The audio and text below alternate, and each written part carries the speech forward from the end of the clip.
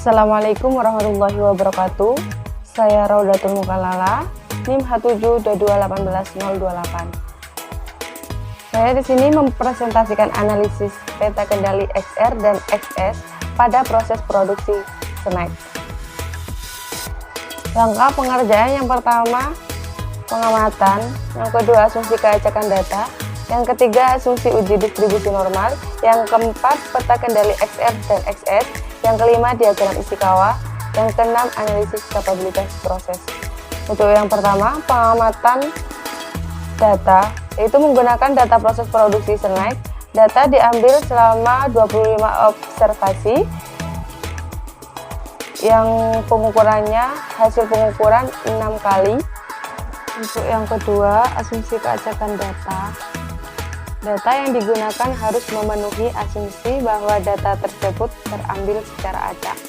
Dengan hipotesis sebagai berikut, jika H0 diterima ketika nilai p-value yang didapatkan lebih dari nilai alfa atau 5%, dan H0 ditolak ketika p-value kurang dari alfa atau 5%.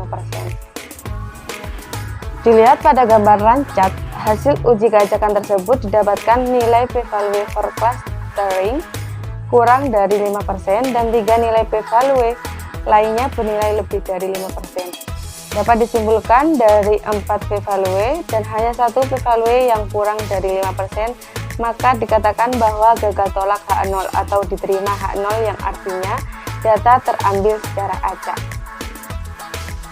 Untuk yang ketiga, asumsi distribusi normal. Dilakukan uji distribusi normal untuk mengetahui apakah data yang digunakan telah berdistribusi normal atau tidak, berdasarkan hipotesis berikut. Jika H0 diterima ketika nilai p-value lebih dari alfa atau 5% dan tolak H0 ketika p-value kurang dari alfa atau 5%. Dapat dilihat dari gambar probability plot. Hasil uji distribusi normal, nilai p-value sebesar 0,01 kurang dari alfa atau 5%, maka tolak H0 sehingga data tidak berdistribusi normal. Namun pada peta kendali XR dan XS berdistribusi, maka pada data ini yang digunakan dapat diasumsikan berdistribusi normal. Yang keempat, peta kendali XR dan XS. Untuk peta kendali XR, dilihat pada gambar X bar R chart. Dengan hasil output dari X bar R chart bahwa pada diagram X bar menunjukkan nilai X bar sama dengan 80,391 dengan nilai UCL sama dengan 82,135 dan LCL sama dengan 78,647. Sedangkan pada diagram R, nilai R bar sama dengan 3,609 dengan nilai UCL sama dengan 7,332 dan LCL sama dengan 0. Dapat dilihat juga pada kedua diagram, semua data observasi berada di antara batas atas dan batas bawah peta kendali. Dalam hal ini, dapat dikatakan bahwa proses produksi snack sudah terkendali secara statistik atau tidak ada proses produksi snack yang di luar batas kontrol. Untuk peta kendali XS, dilihat pada gambar X bar S chart.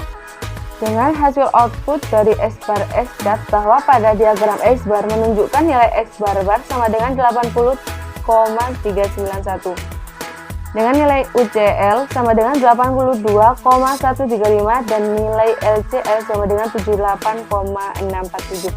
Sedangkan pada diagram S, nilai X bar sama dengan 1,435 dengan UCL sama dengan 2,826 dan nilai LCL sama dengan 0,044. Dapat dilihat juga pada kedua diagram, semua pada data observasi berada di antara batas atas dan batas bawah peta kendali. Dalam hal ini dapat dikatakan bahwa proses produksi snack sudah terkendali secara statistik atau tidak ada proses produksi snack yang di luar batas kontrol. Untuk yang kelima, diagram sebab dan akibat atau diagram Ishikawa. Untuk mengetahui faktor penyebab kecacatan pada produksi snack, maka akan dilakukan analisis yang kemudian akan disajikan pada diagram tulang ikan. Berikut adalah hasil analisis diagram tulang ikan. Berdasarkan analisis sebab akibat yang sudah diperoleh, sebab dari kecacatan proses produksi snack berasal dari 6 kategori, yaitu berasal dari manusia, mesin, metode, material, lingkungan, dan pengukuran. Yang dari manusia yaitu kurang terampil, jenuh, lalai, kurang disiplin. Untuk mesin itu kurang peliharaan mesin, tidak terkontrol, keterbatasan jumlah mesin. Terus pada metode itu kurang komunikasi, karyawan tidak menaati. Untuk material, pemeriksaan tidak ketat, bahan baku kurang standar. Untuk lingkungan, pabrik keadaan panas, lembab. Untuk pengukuran, lalai mengukur bahannya. Untuk yang terakhir yaitu analisis kapabilitas proses, bisa dilihat dari gambar proses capability, diperoleh nilai presisi atau CPK atau CP sama dengan 2,11 dan nilai akurasi atau CPK sama dengan 1,78.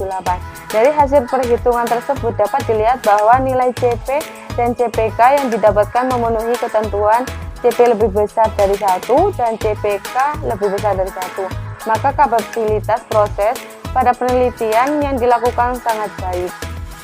Sekian presentasi dari saya tentang analisis serta kendali SR dan SS pada proses produksi snack. Semoga bermanfaat. Wassalamualaikum warahmatullahi wabarakatuh.